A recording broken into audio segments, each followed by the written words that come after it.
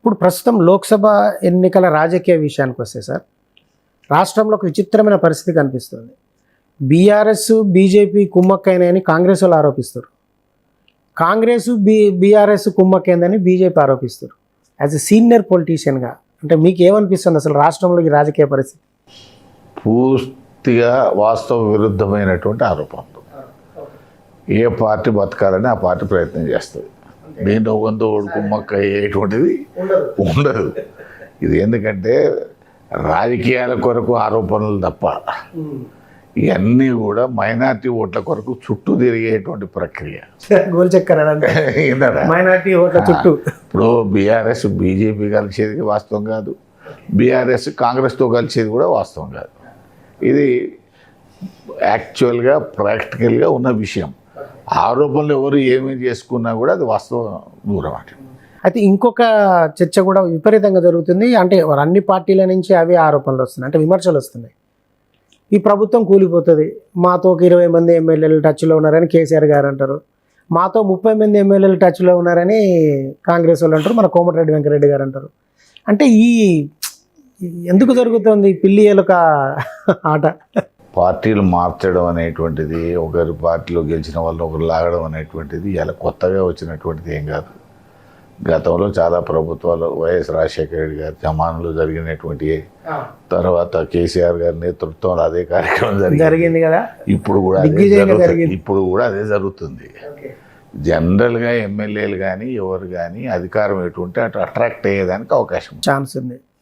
అధికారం లేని దగ్గర అట్రాక్ట్ అవ్వడం అనేటువంటిది కరెక్ట్ కాదు.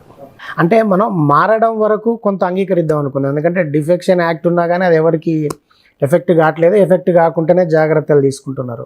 కానీ ప్రభుత్వాల్ని కూలగొట్టడం అనేది మన దగ్గర గతంలో ఎన్నడూ జరగలే. అంటే ఉమ్మడి ఆంధ్రప్రదేశ్గా ఉన్నప్పుడు కానీ మనకు ఇవన్న 9.5 ఏళ్ళ టీఆర్ఎస్ ప్రభుత్వ టైంలో కానీ అంటే అటు బీజేపీ కూడా అలాంటి ప్రయత్నాలు చేయలే. కానీ ఇప్పుడు పదే పదే ఈ కాంగ్రెస్ ప్రభుత్వం మీద అలాంటి వార్తలు తెలిసినంత వరకు ప్రభుత్వాలు కూలగొట్టడం అనేటువంటి సాధ్యం కాకపోవచ్చు. ఎందుకనంటే మన రాష్ట్రంలో అలాంటి నాదెల భాస్కర్ ఎపిసోడు తర్వాత అటువంటి ఏం జరగలేదు, అది కూడా నిలబడలేదు, నెల రోజులు మాత్రమే. ఎందుకనంటే ప్రభుత్వాలు ఒకరి నాయకత్వాన్ని ఒక పార్టీని ఎన్నుకున్న తర్వాత కొంత కాలపరిమితి అయ్యేంత వరకు కనీసం 2-3 సంవత్సరాలు వాళ్ళ పరిపాలన చూసి ఆ పరిపాలన మీద వ్యతిరేకత వచ్చిన తర్వాత అటువంటి ఏమైనా జరిగితే ప్రజలు అంగీకరిస్తారు. కానీ అటువంటి పరిస్థితులే లేకుండా ప్రభుత్వాలు కూల్చడం లేకపోతే ఇవన్నీ జరగడం అనేటువంటిది ప్రజలు కూడా అంగీకరించారు. కాబట్టి దాంట్లో చాలా ఓపిక సహనం రాజకీయ పార్టీలకు అవసరం. ఇప్పుడు రాష్ట్రంలో జరుగుతున్న ఎన్నికలను చూస్తే, లోక్సభ ఎన్నికలను చూస్తే మీకు అంటే ఏమనిపిస్తుంది సార్? అంటే కాంగ్రెస్ అడ్వాంటేజ్లో ఉంటుంది అనిపిస్తుందా? బీజేపీ చెప్పుకుంటున్నట్టు వాళ్ళకి ఎక్కువ సీట్లు వస్తాయా? గతంలో మీ పార్టీ, ఇప్పుడు మీరు సాంకేతికంగా బీఆర్ఎస్ సభ్యత్వం లేకపోవచ్చు మీకు, కానీ సో ఆ పార్టీ నుంచి ఎమ్మెల్సీగా ఎన్నికైనారు, చైర్మన్ పొజిషన్లో ఉన్నారు. సో మీ పార్టీ ఎక్కువ అడ్వాంటేజ్ తీసుకుంటుందా? ఇప్పుడు పార్లమెంట్ ఎన్నికలు వచ్చే వరకు 14లో వచ్చేటప్పుడు ఆ రోజు ఎమ్మెల్యేలను గెలిపించినారు, బీఆర్ఎస్ పార్టీకి పార్లమెంట్ సభ్యులను గెలిపించినారు. 2019కి వచ్చే వరకు అంతకుముందు 12 ఉన్నాయి, 9 అయినాయి. 9లో కూడా 2 బోటాబోటిన 4,000, 5,000తో కాంగ్రెస్ కూడా 1-2, 4,000, 5,000తో గెలిచినాయి. భువనగిరి అంతే కదా. అయితే ఈ 5 సంవత్సరాల కాలంలో వచ్చే వరకు, పార్లమెంట్ ఎన్నికలు వచ్చే వరకు జాతీయ పార్టీల మధ్యనే ఎక్కువ ఉంది. తర్వాత బీఆర్ఎస్ పార్టీకి ఒక అడ్వాంటేజ్ ఏంటంటే, గతంలో ఒక సెక్యులర్ పార్టీగా మాకు ఒక బలమైనటువంటి బ్రాండ్తోనే ఓట్లు వేసినారు. కానీ ఈవెన్ 19లో చూస్తే కొంత మైనారిటీ వర్గాల్లో స్ప్లిట్ వచ్చి వాళ్ళు కూడా కొంత దూరమైనటువంటి పరిస్థితి అవపడ్డది. తర్వాత 2019 ఎన్నికల సందర్భంగా కానీ తర్వాత మొన్న 2023లో జరిగినటువంటి ఎన్నికల సందర్భంలో వామపక్షాలతో కలిసి ఉంటే బీఆర్ఎస్ పార్టీకి కొంత అడ్వాంటేజ్ ఉండేది. 2023 శాసనసభ ఎన్నికల్లో, ఉప ఎన్నికల్లో మునుగోడులో వాళ్ళ సహకారం తీసుకున్నాం. కానీ మరి సార్వత్రిక ఎన్నికలు జనరల్ ఎలక్షన్స్ ఎక్కడ అసెంబ్లీకి వచ్చే 119 సీట్లు వరకు అనౌన్స్ చేసినాం. మరి వాళ్ళను దూరం పెట్టుకోవడం వల్ల రెండు అక్కడ వాళ్ళకి ఇచ్చే 4-5 సీట్ల ఇంపార్టెన్స్ కాదు. వామపక్షాలు బీఆర్ఎస్ కలిసి ఉన్నాయంటే జనరల్ ఒక ఇమేజ్, సెక్యులర్ భావాలతో కలిసి ఉన్నటువంటి పార్టీలు ఉన్నాయనేటువంటి ఒక ఫీలింగ్ పబ్లిక్లో ఉండేది. అది మనం స్వయం కృతప్రాతం తప్ప మరొకటి లేదు. ఆ రోజు నేను ఓపెన్గానే స్టేట్మెంట్ కూడా ఇచ్చిన 2 సందర్భాల్లో వామపక్షాలతో కలిసి ఉండడం మంచిదని. కానీ సరే, పార్టీ నాయకులు ప్రాంతీయ పార్టీలు ఫ్యామిలీ పార్టీలుగా మారిపోయినాయి. వాళ్ళు ఏ నిర్ణయం అయితే ఆ పార్టీలు ఉండేటువంటి మేము అందరం కూడా శిరస వహించాల్సిందే, లేదంటే బయటికి పోవాలి. ఇది వాస్తవమైనటువంటి పరిస్థితి, అవునన్నా కాదన్నా.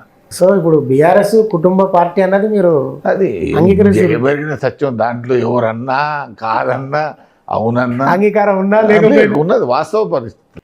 సో అంటే ఈ రాష్ట్రంలో అంటే తెలంగాణ తీసుకురావడంలో అంటే ప్రాంతీయ పార్టీలు అనేటువంటివి నాయకుల మీద డిపెండ్ అయి ఉంటాయి. అది కేసీఆర్ కావచ్చు, అటు చంద్రబాబు నాయుడు కావచ్చు, అటు అఖిలేష్ యాదవ్ కావచ్చు, అక్కడ మమతా బెనర్జీ కావచ్చు, ఇటు నవీన్ పట్నాయక్ కావచ్చు. ఏ పార్టీలైనా అది ఫ్యామిలీ పార్టీ అనుకున్నా, ప్రాంతీయ పార్టీ అనుకున్నా, వ్యక్తుల మీద డిపెండ్ అయ్యేటువంటివి. కాకపోతే ఆ వ్యక్తుల మీద, ఆ ఒక్క వ్యక్తి మీద నడిచినప్పుడేమో చాలా చక్కగానే నడుస్తాయి. కానీ ఆ ఒక వ్యక్తికి చుట్టూ చేరేటువంటి వాళ్ళ కుటుంబ సభ్యుల యొక్క ప్రవర్తన వల్ల నాయకునికి ఎఫెక్ట్ అవుద్ది, ప్రభుత్వాలకు ఎఫెక్ట్ అవుద్ది, పార్టీలకు ఎఫెక్ట్ అవుతుంది. తెలంగాణలో అదే రిజల్ట్ వచ్చింది అనుకో. అది దాదాపుగా నా వ్యక్తిగత అభిప్రాయం కూడా అది. తెలంగాణ రాష్ట్రాన్ని సాధించడంలో అంటే కాంగ్రెస్ పాత్రని మనం విస్మరించలేం. కానీ అదే సమయంలో టీఆర్ఎస్ కూడా చాలా పోరాటం చేసింది. అంతా కాంగ్రెస్ పార్లమెంట్ సభ్యులం. మా అంతా పోరాటం అధికారంలో ఉండి, కేంద్రంలో కాంగ్రెస్ పార్టీ అధికారంలో ఉన్న తెలంగాణలో ఉన్నటువంటి మేము ప్రధానంగా 7 మంది కాంగ్రెస్ ఎంపీలం నిత్యం పోరాడినాం. అది కేసీఆర్ గారు కూడా తెలుసు. కేసీఆర్ గారు కూడా ఆ రోజు ఇద్దరే టీఆర్ఎస్ సభ్యులు. ఆ రోజు ఏదైనా పార్లమెంటు స్తంభింపజేయాలన్నా, ఏదైనా చేయాలంటే కేసీఆర్ గారు నాతో మాట్లాడేది. మీరు ఇవాళ మీ ప్రోగ్రామ్ ఏంది, మీరు విజయశాంతి ఉన్నారు, ఇద్దరే ఉండేది. మేము కూడా పక్కా తెలంగాణ వాదులం కాబట్టి సోనియా గాంధీ గారి కోపం వచ్చినా, ప్రణబ్ ముఖర్జీ కోపం వచ్చినా, ఎవరి కోపం వచ్చినా కూడా అల్టిమేట్గా సోనియా గాంధీ గారికి తెలంగాణ ఇవ్వాలనేటువంటి ఒక ప్రగాఢమైనటువంటి విశ్వాసం ఉంది. ఆమె ఇవ్వాలనుకుంది, ఇచ్చింది. అయితే తెలంగాణలో కేసీఆర్ గారి పాత్ర కూడా విస్మరించలేదు. ఎందుకంటే తెలంగాణ ఉద్యమాన్ని 14 సంవత్సరాల పాటు వారు నిలిపించగలిగినారు. ఎప్పుడు కూడా ఎట్లుంటుంది, ప్రజల్లో ఆ ఉద్యమం ఉంటేనే రాజకీయ పార్టీలు బిడ్డ అవుతాయి. ఆ ఉద్యమే లేకపోతే రాజకీయ పార్టీలు ఇవ్వాలనుకున్నా కూడా ఇవ్వలేరు. కాబట్టి దాంట్లో కేసీఆర్ గారిని మనం అప్రిషియేట్ చేయాల్సిందే. కేసీఆర్ గారి పాత్ర కీలకమైనటువంటి పాత్రే.